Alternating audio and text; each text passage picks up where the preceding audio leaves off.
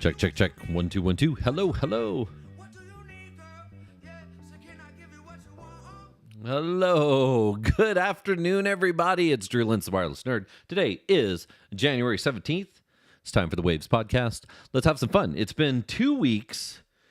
It's been two crazy weeks. This is how the year always starts off, though, right? I mean, you've got Christmas and you've got the holidays, and then it dumps right into New Year's, and right after that, it's like, let's get on a plane and go to CES, and then you hit CES, and then after CES, then you go to NRF, and then after NRF, you come home, and then you take a deep breath, and then this, and then that, and then WLPC, and then this, and that, and oof. Very exciting. Hope everybody is having an exciting start to the year.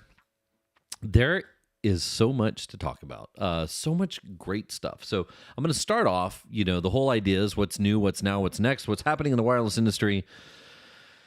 And there's some stuff happening in the wireless industry. Not a lot of news breaking in the last couple of weeks, but I guess that's, CES tends to do that, right? It just dominates every cycle of product and everything else that we have going on. So that's where we're going to start today. Going to check my audio levels. Good. That sounds fantastic. Okay. Let's start with CES. I hope some of y'all went to CES. I saw some of y'all at CES. I got to hang out with Mr. Sean Bender, and if you know Bender, he's such a cool dude. He's such a fun guy to hang out with. And if you don't know Bender, come to WLPC. You'll meet him there. Go to reInvent, and he's always at that thing also. He runs the AWS user group for Kansas City. So if you're looking for help with Amazon Web Services and AWS, he's the dude to talk to over there. Anyway, I got to see him. I got to see Mr. Keith Parsons. I got to see Kevin from the Wi-Fi Alliance. I got to see, the people from Morse Micro and the people from Asia RF. And it was a lot of fun. And I think, I wrote a little bit of an article and I posted it on LinkedIn talking about some of the big takeaways from CES this year.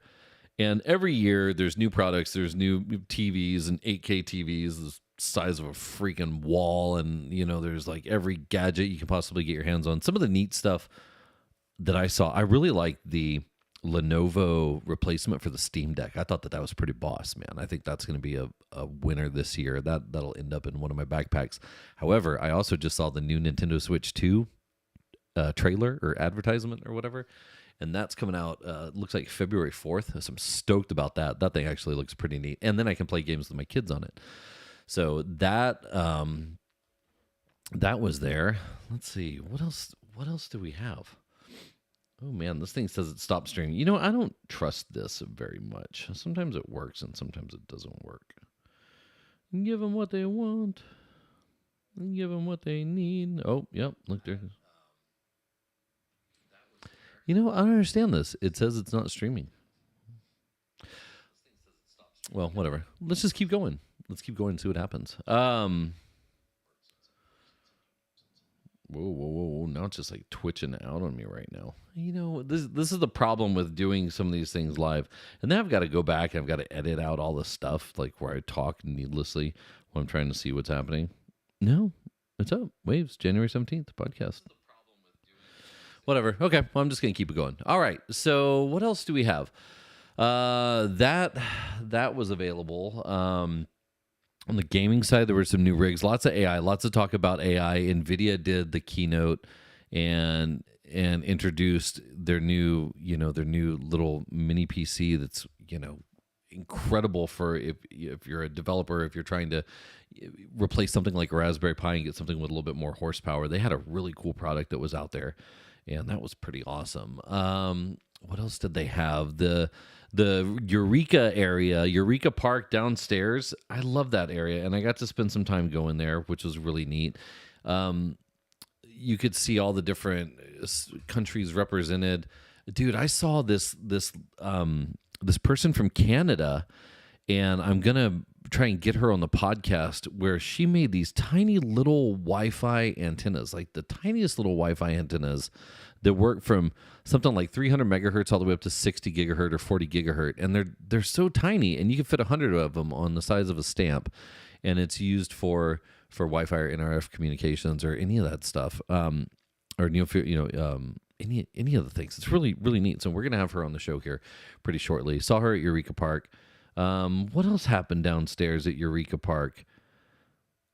Interesting. I'm trying to think through some of the innovation, like what pops off at the top of my head. But that's a great area. I didn't get a chance to walk it. I was there on a shortened amount of time. I only got to spend 2 days, and it was stacked with meetings because I was actually working this year, which is kind of neat. But had some good meetings for what it's worth, if anybody cares. But the ones that I got to do on the side, I had to chase down, and I found him. I was talking to the CEO of BirdBuddy, one of my favorite products ever. BirdBuddy is a birdhouse with a camera with AI in it, and whenever a bird lands, it snaps a photo of it and compares it to a library of other birds and tells you which birds have visited your house, so on and so forth. I started backing them on Kickstarter like 2 years ago, and their CEO, Frankie, was hanging out at the show. I think that was his name, and I got to meet him and talked to him a little bit. And I said, hey, the problem is that the solar panel doesn't charge the battery the way that I needed to in shade, because I don't put a bird feeder out in the middle of the sun. I put it underneath a tree, and I'm having an issue. And he said, yeah, it's not really about the solar, it's about the battery and the discharge of the battery. I was like, oh yeah. So I walk off, and then I thought, well, dude, it's because you're using Wi-Fi and you're sucking all the life out of the battery because of the Wi-Fi radio. And I was like, why not Wi-Fi HaLow? And so I run back to the BirdBuddy booth. And once you know it, there's the dude from Morse Micro sitting there having a conversation with the team from BirdBuddy. I was like, I was totally coming over here to introduce you guys. But that led me into the Morse Micro booth. And I'm so excited about what Morse Micro is doing. They made some announcements last year talking about what they have and what they're doing. And this year, I got to get the whole kit and caboodle, the rundown from them. And so if you see, if you're watching on the podcast, you can see the screen. They had a little koala sitting on top of one of their APs. And that was really neat to see, because they're Aussies, they're from Australia, and the first thing they did is they offered me a Foster's oil can beer, which was great. I didn't get one though, because it was like 8 o'clock in the morning, 9 o'clock in the morning, but whatever. Anyway, they got to show me their new chip. And so if you're looking at the screen right now, you see on the far right hand side, that's the existing Wi-Fi HaLow chip that they have. Operates in the 900 megahertz spectrum, can carry about 36 megabit per second, which is pretty freaking awesome at distances of 900 megahertz. It uses Wi-Fi over 900, which is really neat. So it's easy to adapt to. In the center, that tiny little square, that's their new chipset for their new version. And on the left-hand side, you can see the form factor of their new version. There's a USB-A version on the far left and a USB-C version. And it's so tiny that what you see is the USB plug itself. And that was pretty neat. Here's some of the big differences between the two. The old one is 6x6 QFN, the new one is 5x5.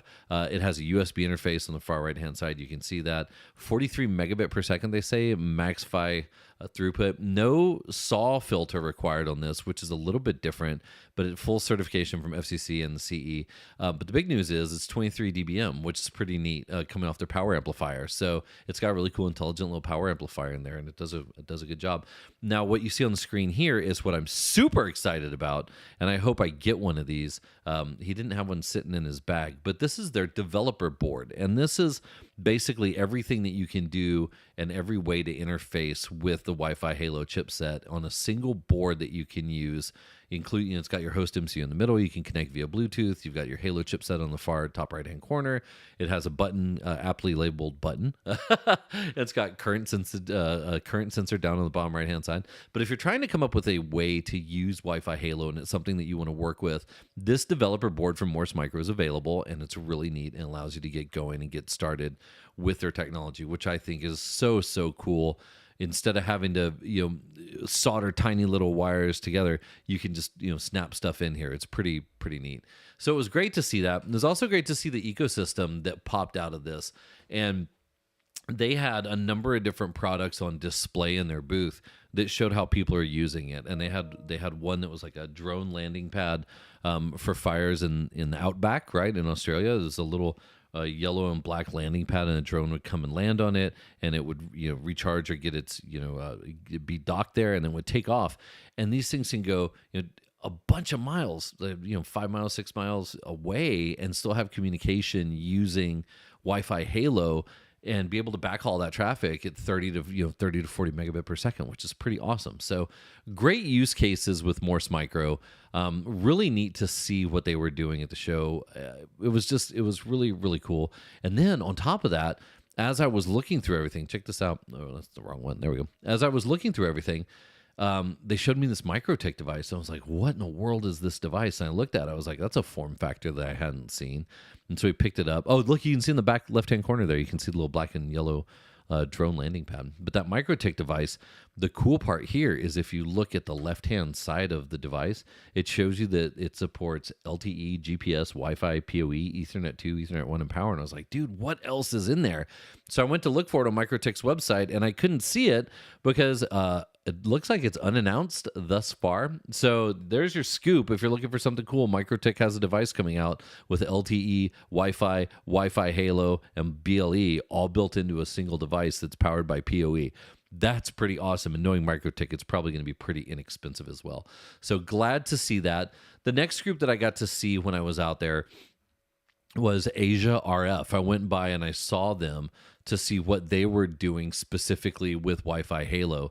And they have a new product. They have a couple new products. And the one that I got a hold of that was really neat is I got to see, let's see if we can load this up. So they've got their little Wi-Fi HaLow chipsets and everything. I guess they don't, oh, here it is right here. Their mesh outdoor gateway. So this is their Wi-Fi HaLow mesh outdoor gateway. It's pretty awesome, and it's got it built in. But one of the neat things about it is it's powered either via PoE or via USB-C. So that was pretty cool. If you're trying to get a huge distance and you don't want to run PoE, you can just plug in USB-C to it. There was that, and then they also had the first push-to-talk handset that doesn't look like it's listed on their website, but they had the first push-to-talk handset. It's an Android device that uses Wi-Fi HaLow for connectivity. So stop and think about that. 900 megahertz spectrum, Wi-Fi HaLow in a PTT, like the old Nextel phones, and they didn't have it there, but I think on my Twitter account, I posted a link to it, or I at least posted a picture that was there. So that was pretty neat to see. Glad to see those guys. Oh yeah, here it is. Look at this. So let me bring it up real quick. Asia RF Corp. There it is, right there. It's got PTT on the side, and it's handheld. It's called the ARF HL Ranger, world's first Wi-Fi HaLow robust mobile based on Android 12. Flexible functions with LTE 5G, walkie-talkie, messenger through Wi-Fi HaLow to reach more than 1 kilometer. I think it's 1 kilometer communication. Is that what it says? So that's pretty neat. I got to see it. It wasn't turned on or anything. That might have just been a mock-up unit, but it was good to see that people are using Wi-Fi HaLow for things that are bigger. Because the question comes down to this with Wi-Fi HaLow. Client devices, use cases. If Wi-Fi HaLow is so great, when are we going to start to see that ecosystem being built out for client devices and use cases? Because as I talk to you, I'm staring at a Wi-Fi HaLow device sitting right in front of me, a Wi-Fi HaLow access point, and they can mesh and they can communicate over long ranges. But the killer apps are going to come in the shape of their ability to produce a client ecosystem. And right now, there may not be a lot, but as I moved into the next week, I kept this in the back of my head, and so I showed up at NRF, the National Retail Federation, National Retail Forum, or I think it's called Federation. I walked the show floor there, and I saw all the IoT world. It was this about IoT and that about IoT, but no one was talking about Wi-Fi HaLow with regards to IoT in that specific instance. And I thought, that's what I want to see. I want to see that use case grow for people that are using Wi-Fi HaLow for IoT. So as the client devices come, I'm sure that we'll see more of what's going on. What else did I get to see over at CES? This was a really, really neat one. This one's called, I don't know if it's called Real Labels or Reelables. Either way, this is pretty awesome. So imagine a standard shipping label for UPS or FedEx or USPS, whatever it is. It's just a standard shipping label. It's the same. It's just a little bit thicker. It's like if you stack 2 or 3 of them on top of each other. This thing is an intelligent label in the sense that it has a battery built into it, and it's got a 5G or an NB IoT, quote unquote, 5G chipset built into it as well. They're telling me it's a $25 label. You buy it for $25. You print out your packing label on it. You slap it on your box. You ship it off. And you can track your package. It updates every 20 minutes for up to 30 days. So if you're worried about a high-value item moving from point A to point B, you buy one of these labels. It works with the standard label printer, and you peel the back of it off. He has a whole, I also asked these guys to jump on the podcast as well because I want to know how they built the battery around this and what that thing looks like on the inside. But you peel it off. It's got the battery. and it's got the 5G chip in there. You tap it, it's got NFC, so you tap it and you activate it, and once you activate it, it gives you that every 20-minute update on what's going on. The app, everything's included in the cost so that you can track it wherever you need to. Very, very cool to be able to do that with a shipping label. Because I know, put it on your luggage. People are stuffing air tags and everything's in their luggage trying to figure out where stuff is. So from a shipping perspective, I thought that this was pretty neat. Super stoked to see them at CES and talk about the product offering that they had. Very excited. It was really neat. Just kind of came out of the blue. It was good to see them. So reelables, real labels, whatever you want to call them, they were there. The other thing that I got to see, and this was really cool because I had just done a little bit of a podcast on this, was the Slate 7. This is the new Wi-Fi 7 router from GL.iNet. And GL.iNet, the good life, they were like the coolest people. They were so nice. We walked into their booth and I was elated to see the product. We got hands-on with it. We got to use the touch screen that's on the front of it. My buddy Sean and I got to actually get hands-on. We got to see what it was doing. It's not available yet. They said it'll be available in first quarter 2025. No word on the pricing yet, but very, very cool to see them come out with a Wi-Fi 7 device. It looks very similar to the other travel router that they have, the Barrel AX right there. So here's the Slate at Wi-Fi 6, the Slate Plus. It's the same form factor as this one right here in the middle, but it features Wi-Fi 7. I'm sure there's some other other neat things about the device itself. It's not online yet. I don't see it online yet, but maybe it will be. Then of course is the Mango, the N300, the Mango, one of my favorite things in the entire industry is on there. But we got to see these guys, which was really neat. They were super awesome. They've got really cool little magnets. So happy to see their product continuing to evolve. So from a Wi-Fi 7 perspective, an AP perspective, it was neat to see them out there. Now, the other thing, this was pretty cool, and this was, this played right into the nerd side, is the Nordic Semiconductor Thingy, the Thingy 91, a multi-sensor cellular IoT prototype platform. I took some really cool pictures of it. Here's the PCB, the front of the PCB. Here's the back of the PCB. It has all kinds of stuff in it, and it's got, the prototyping platform for cellular IoT using LTE-M, NB-IoT, GNSS. It's ideal for proof of concept. It's got Wi-Fi built into it. It's got BLE built into it. It has all kinds of stuff built into it, and I got to play with it and get hands-on. I walked into the Nordic Semiconductor booth. I was like, y'all, just show me something cool. I just want to see something cool. And they're like, check this out. It doesn't look like that's going to load. So I got a chance to get hands-on with this. If you're looking for something, you're trying to do prototyping, specifically in IoT, this is a really neat deal. What they don't have on here is they don't have their tracking dashboard, their asset tracking dashboard, and it was pretty awesome. Once you go on the dashboard, it shows you a global view, and it shows you where it is. It can't run, I guess, for 30 days like a shipping label can, but if you connect this thing to a battery, I'm sure you can do some pretty incredible stuff with this. No weird energy harvesting, no weird stuff. It's got a USB connector to power it up, and this is the Thingy 91. But this is it's pretty cool. If you look at this, it's certified globally. It doesn't just work in North America, it's global. Multimodal LTE-M, NB-IoT, 700-2200 megahertz, 23 dB in output power, pretty awesome. 64 megahertz Cortex M33, a mega flash, 256K of RAM, BLE, NFC support, logistics, asset tracking, smart city, blah, blah, blah, blah, blah. So if you're looking for things to play with, I guess that's kind of the thing here. If you're looking for things to play with, the Morse Micro developer board, as well as the Nordic Thingy 91, those are pretty cool little things that you can prototype with and have a good time. It was great to see them. Another one of my favorite manufacturers that was there that makes really fun boards to play with is Rack Wireless. I've got one sitting here somewhere. I've done some work with Rack in the past using their, for their LoRaWAN stuff. And they have, I forgot what they call them, those little caterpillar connectors or whatever they're called on the right-hand side. You can see it there. This is the, what's it called? This thing is called the, come on, Drew. You'll remember.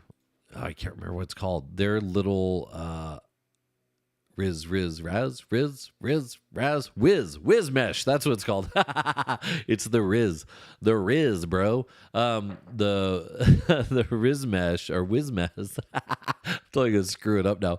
Wiz Box is what it's called. It's their developer platform. This is the Rack 4630.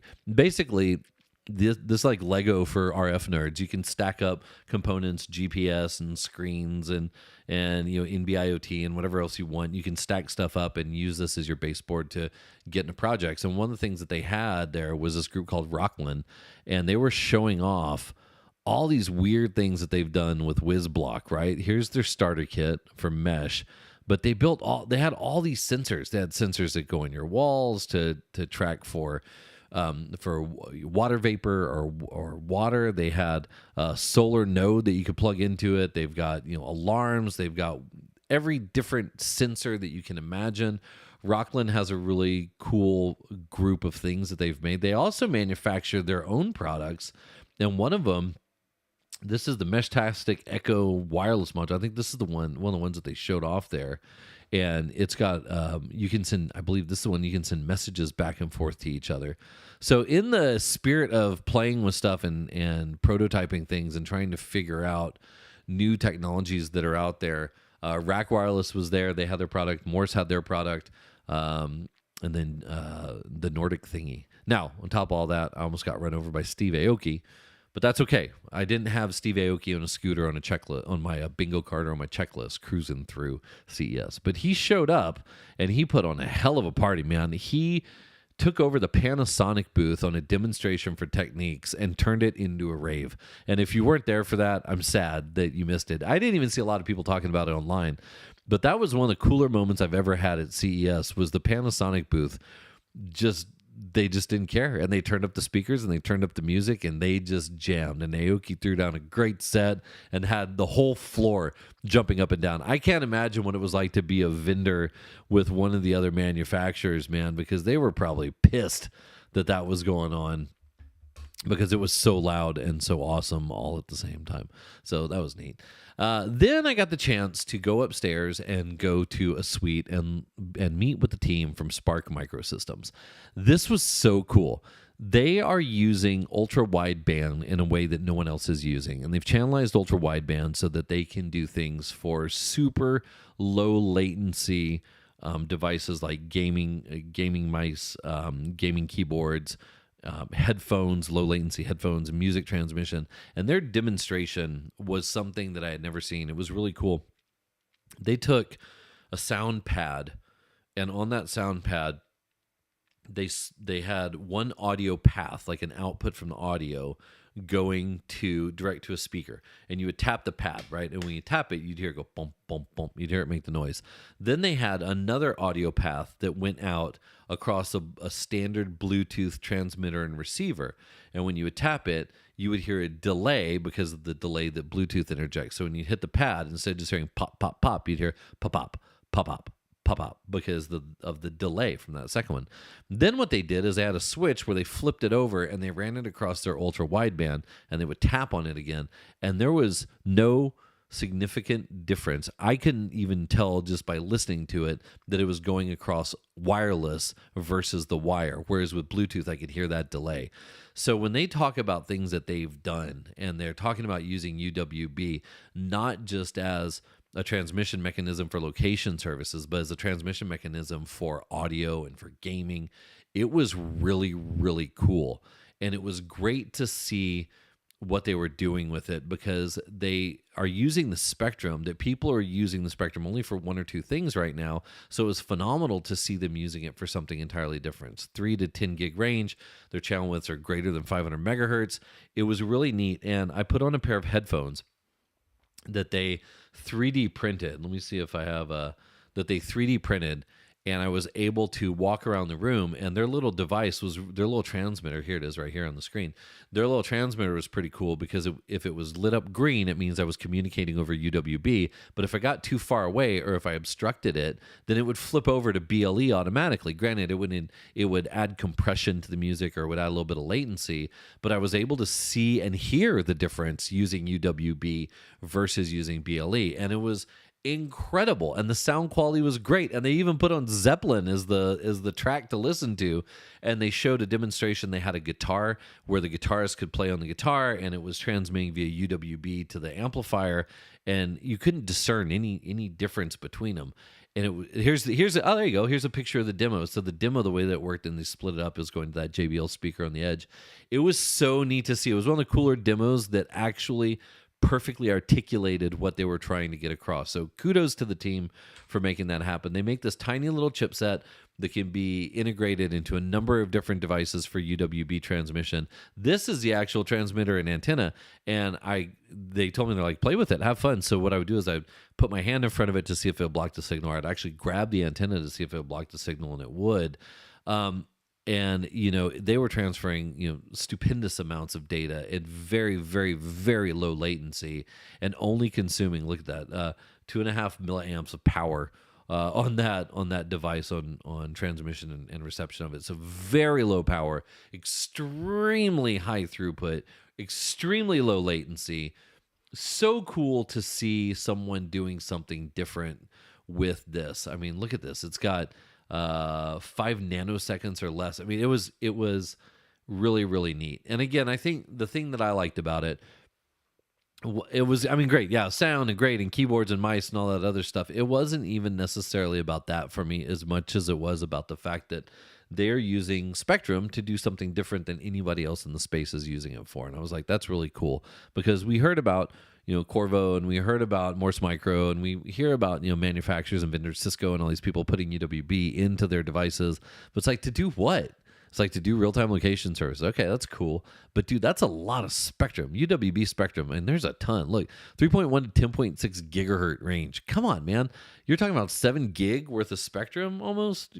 Dude, there's a lot that you can do with that. So for them to be able to utilize it in a way that we hadn't seen before, that is what sparked my interest with Spark Microsystems. So kudos to the team. I really appreciate them taking the time to show it to me. 30 minutes was the perfect amount of time for me to see what was going on. I'll also hopefully be bringing them on the show here in the future. So if you have questions on some of that, please just let me know. Now, that's what I saw at CES. And CES it's just such a good show, but it's so much, man. And I got to see, the new era Wi-Fi 7 devices were there, and we got to see how that interacted and what the whole home of the future looks like. Some really, really cool stuff happening in the Amazon area too. It was just neat to see all of it come together. The brisket, grill that you can throw a piece of meat in and use AI to figure out what the meat is and how to cook it. I mean, it's like insane stuff that was there. But I didn't see anything that I was like, oh, I've got to get that. I got to take it home. Other than the Lenovo pad for the Steam Deck. I thought that was pretty neat. However, with Nintendo coming right on the heels of that, dropping their Switch 2, I mean, what are you going to do?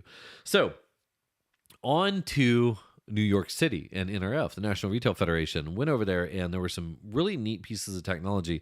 But, dude, I want to say that there was probably more AI at NRF than there was at CES. Every single vendor, it felt like, had AI worked into their name in some way, shape, or form, or in their booth, or talking about the benefits of it.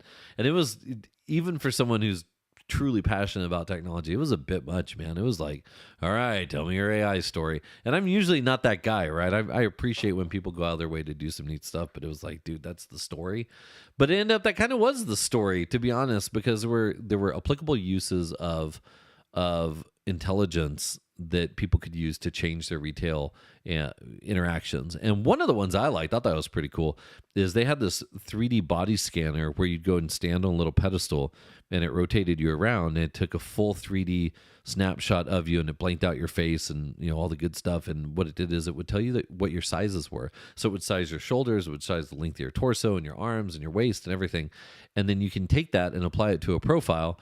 And so, like, you can put it on your Amazon profile, for example, and then you can go shopping, and it's only going to show you the stuff that's actually going to fit you. And it talked about the ways that retailers could utilize technology like that to make your shopping experiences better, so that you're not sitting there trying to figure out what's a good fit or not. And then, obviously, that goes into the whole stand in front of the smart mirror, and the clothes automatically appear on you, and you can buy it with your voice or tap online to buy it. And we're reaching this point with retail that's really, really neat.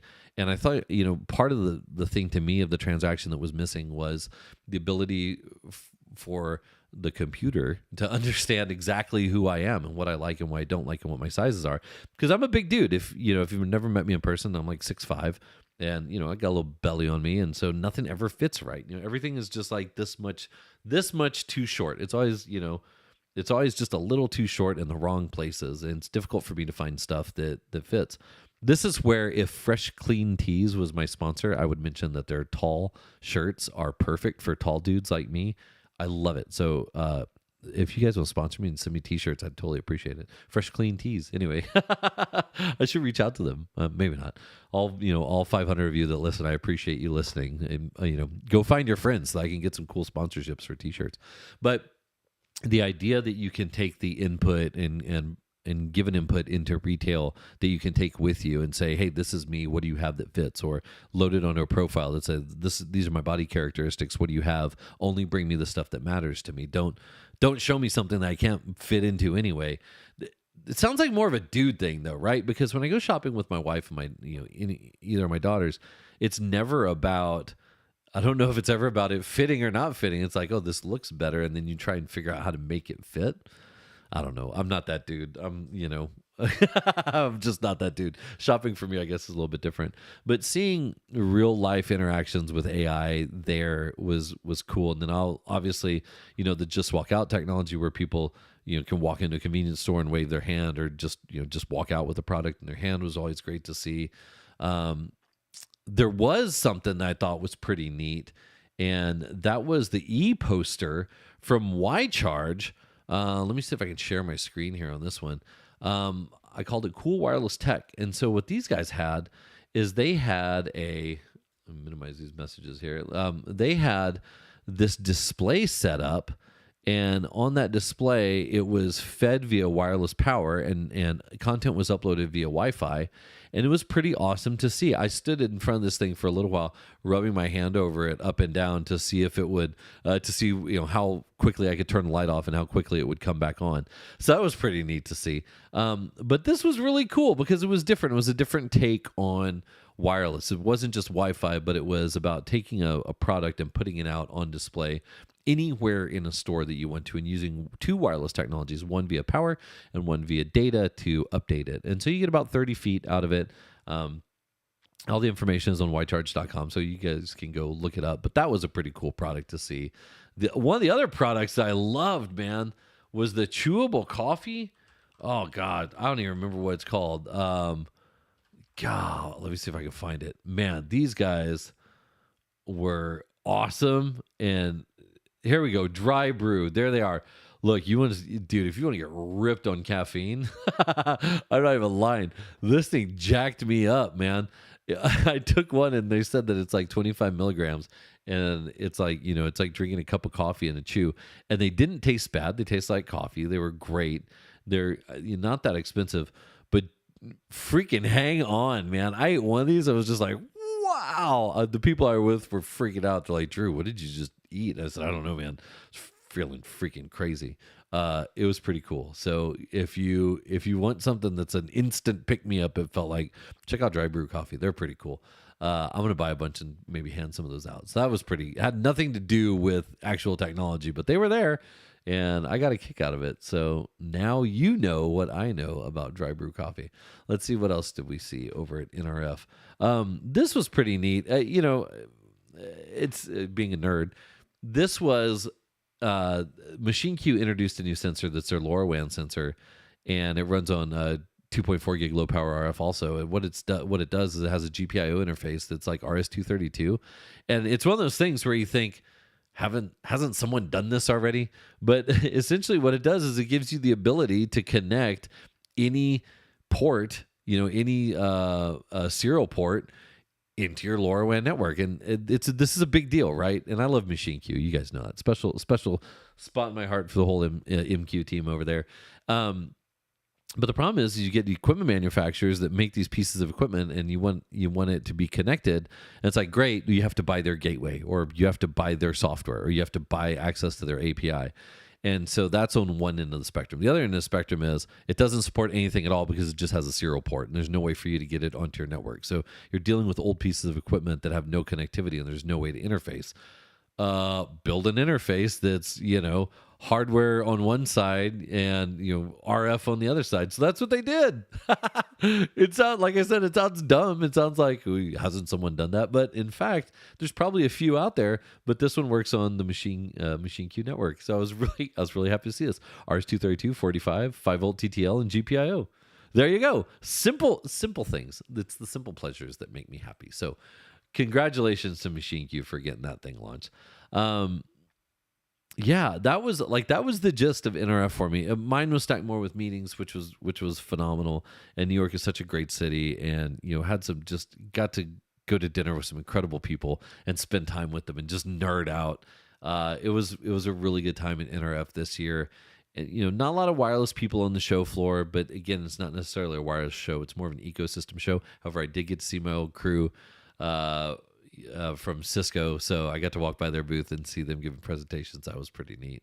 Munmeet and Smeel, it's good to see you guys. And then my booth was right next to the Comcast business booth. And if you know me, I worked there for 5 years, and so it was just like a big family reunion hanging out with those nerds. But always cool to see them. What else did we look at there? I walked up and down the show floor. I didn't see anything that really stood out. It was just so much AI. But the real world implementations of it were neat to see. Last year, I thought one of the coolest things was the ability to do translation, real-time translation. Those guys moved down to the first floor instead of on the second floor this year. So that was a little weird to see. But it was good to see a lot of the other people there. Mist had a booth there. Extreme had a booth there with Wi-Fi stands in it. So extra points to the team at Extreme. I know Meter has some, but you guys got to bring those out to the trade show. It was good to see so many friendly faces. Now, other than that, there are a couple things going on that I want to get to real quick before I end this one. There's some stuff happening, as you know, in the U.S. on Monday, we get a new president, and there's already some stuff that's happening where Senator Cruz has been put in charge of a bunch of stuff, and it's not just the Commerce Committee. I forgot which committee he's in charge. There's a few of them there, but this is what hit me. So one of the things that he's adamantly and staunchly been against for a while is school districts and libraries lending Wi-Fi hotspots to students via E-rate. E-rate in and of itself, I'm terrified to know what's going to happen to E-rate over the next couple of months. And I think you should be too. If you're in education, make sure your voice is heard. Call your congressmen, call your senators, call the people that can help get everyone to understand how important E-rate is to school districts and to education. Now, this right here, lending Wi-Fi hotspots to students via E-rate, I feel like this is a little bit misaligned, but it's just me. Ted Cruz has argued the rule violates communication acts, and it opens up children to real risks of abuse due to lack of limits on their broadband usage. And the conversation, right, is that if you have a Wi-Fi hotspot and a kid can use it, then they can use it to access anything. And they don't like that. Well, dude, I mean, yes, right, obviously. Couple that with what's going on with Facebook, now saying that they're going to release all the filters, and X has released all the filters. It's not a good time to be online for children. And I would argue that as a parent of, 5 wonderful children, it's up to me as a parent, I think, to make sure that I block a lot of that content. But then what happens if they're on the carrier side? So it's never been more important to look at things like Bark. I love Bark. Y'all know I love Bark. If you've ever listened to me or the show, I love Bark. And it puts the ability to do mobile device management in the parents' hands for client devices that are children's devices. It's not enough to use the Apple family stuff or the Android family stuff to limit the times that people go online. You really need to dig into what people are doing, and the only way to do that is by using an application that understands what the children are doing and alerts you or blocks them from doing things that can be harmful to them. I don't want to read every single text message that my 13-year-old daughter sends. I don't. I love her and I trust her, and I want to make sure that whatever she's doing is safe. So I rely on Bark to tell me, like, hey, something came up and it's not safe, and you should, have a conversation with her about it. So it's never been more important to keep an eye on your kiddos. If this goes away, this is a bummer. I mean, the whole Wi-Fi hotspots not going to children because of this, dude. You know what really grinds my gears is the fact that there was so much money, and granted, BEAD is now going through everything, but there was so much money made available during COVID for cities and municipalities and school districts and whoever to deploy these free Wi-Fi networks and free connectivity networks to give students the ability to get online.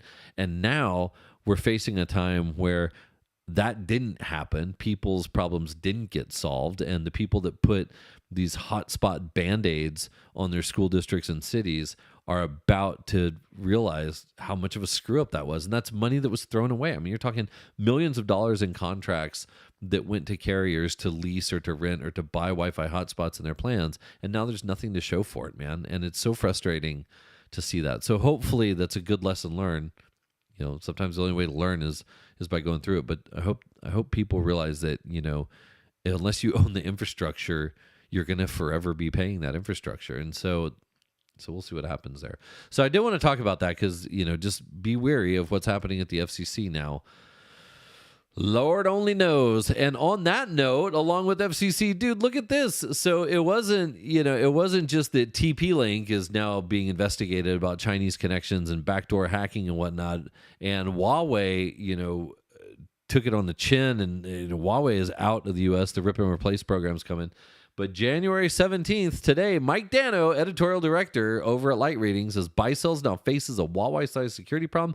Buy-Cells with direct ties to China is reportedly under U.S. government investigation over security concerns, the same situations that sparked the U.S. to put Huawei on its blacklist. Dude, all of this sucks, right, for communications, in my opinion. And I'm not saying that this is right or it's wrong or it's good or it's bad. What I'm saying is that this just sucks for communications because Buy-Cells makes equipment just like Huawei makes equipment. And granted, I really am not a fan of the Huawei stuff because it's such a ripoff of Cisco. But Buy-Cells makes this equipment that's low cost and it works relatively well and it's pretty widely deployed. There's not a lot of competition in that space to make radios that do what Buy-Cells does in the way that they do it, and to know that this is probably going to see the same fate that Huawei did and that TP-Link is probably going to see that same fate also. It's like, dude, if this happens to Buy-Cells, there's not a lot of radio vendors that we can look at. So you've got a few that are out there. You've got Nokia, you've got Solona, you've got some of these other groups that are making these 5G radios. And I mean, their market's about to blow up. It's good for them. But dude, I didn't expect Buy-Cells, man. That's my heart goes out to that team. But what are you gonna do? What else do we have on here? This is another one. I was scanning the news over at Light Reading. Who will buy Charter? Dude, I didn't even know that this was happening. Granted, they're not for sale yet, right? But good old Mike Dano running another Light Reading article here 2 days ago. Analysts expect Comcast or T-Mobile to make a play for Charter Communications because the incoming Trump administration may be lenient towards such mega transactions. Now, I don't know if there's any truth to this, but the fact that Mr. Dano is reporting this in Light Reading, he's got better connections in the industry than I do, I'm sure. It's a hot debate in most financial circles. TD Cohen, financial analyst, says we believe a Comcast Charter merger can make industrial logical sense given the scale and subsequent massive synergies. Dude, man, Charcast. That's great. Oh my gosh. Well, I don't know. We'll see. The magenta factor. T-Mobile's making moves, man. So let's see what this means. Next week is definitely going to usher in. Oops. I'm looking at the wrong screen. There you go. Next week is definitely going to usher in some stuff. And so we'll see. Comcast or T-Mobile for Charcast. I don't know. I guess we'll just wait and see what happens there. Last but not least, I thought that this was a pretty neat one. Again, scanning the news over a Light Reading. Australian government is promising to $1.9 billion to complete a full fiber national broadband network. So good for them, man. Very cool. Also, note the awesome advertisements on this webpage. Anyway, I love it. That's great. National broadband network, delivering fiber, 622,000 FTTM premises upgrade to FTTP. Very, very cool, man. So congratulations to them. Last but not least, I'm going to click on this little link right here because at Broadband Breakfast, the other Drew and Blake Ledbetter reporting on this one that Hawaii is announcing the plans to become the first fully fiber state in the United States. Congratulations to Hawaii. I hope that does wonders for them. Hawaiian Telecom President Su Shin from the Hawaii Business Magazine pictured here. They're hoping to achieve groundbreaking landmark to be the first in the world at deploying all fiber optic across their entire state. So that should be really cool. Look at that, $1.7 billion investment to go Hawaiian. And then you look at Australian government and look at that. Theirs is a $1.85 billion investment. Lots of billions going into this. So I'm going to use that as a segue to talk about next week. Next week, I'm in town for a couple days, and then I'm getting on an airplane, and I'm going to Hawaii. I'll be in Hawaii for the next 2 weeks. after next week. I'm taking waves to the waves. I'm going to be participating with Eero offering free Wi-Fi at the World Surfing League Championships, and it's going to be really fun. So I don't know if it's going to last all 2 weeks I'm down there. It might only last a couple days. I'm learning a whole lot about surfing. I had no idea about surfing, but I'm learning how it's done, and it should be really, really neat. So I'm looking forward to that. I'm looking forward to getting the show down there. I don't know what's to come of it. I'm going to take some cool pictures and post them up. If you have any questions about what I'm doing and how I'm doing it, please reach out, because I'm building a temporary event network for this event. We're setting up on North Shore, Bonsai Pipeline, free Wi-Fi from Eero, all over the World Surfing League Championship. It's going to be dope. We've got the VIP section that's going to be covered. We've got the vendor area that's going to be covered. It's going to be super sweet to see all that come together. So looking forward to that. I know WSL is looking forward to it also. I get to rub shoulders with some people that are much more surfer looking than I am. And the last thing my 47-year-old butt needs to do is go on top of a surfboard. But I'll stick to my waves. They can stick to theirs. That being said, I hope you all have a wonderful weekend. It's a 3-day weekend for everyone. Monday is a day for the United States. It's Martin Luther King Jr. Day, so make sure you think about MLK. It's also presidential inauguration is happening that day, and it's also a day off for a lot of people. So if you're in the States, just relish in Americanism, and enjoy your 3-day weekend. And we'll talk to you all next week. And I hope to have some great interviews for you coming up based on some of the people I talked to at CES and NRF. So all that being said, this is fun. I enjoyed going over everything. If you have any questions or comments or concerns or whatever, drop me a message. You know how to get in touch with me. Find me online at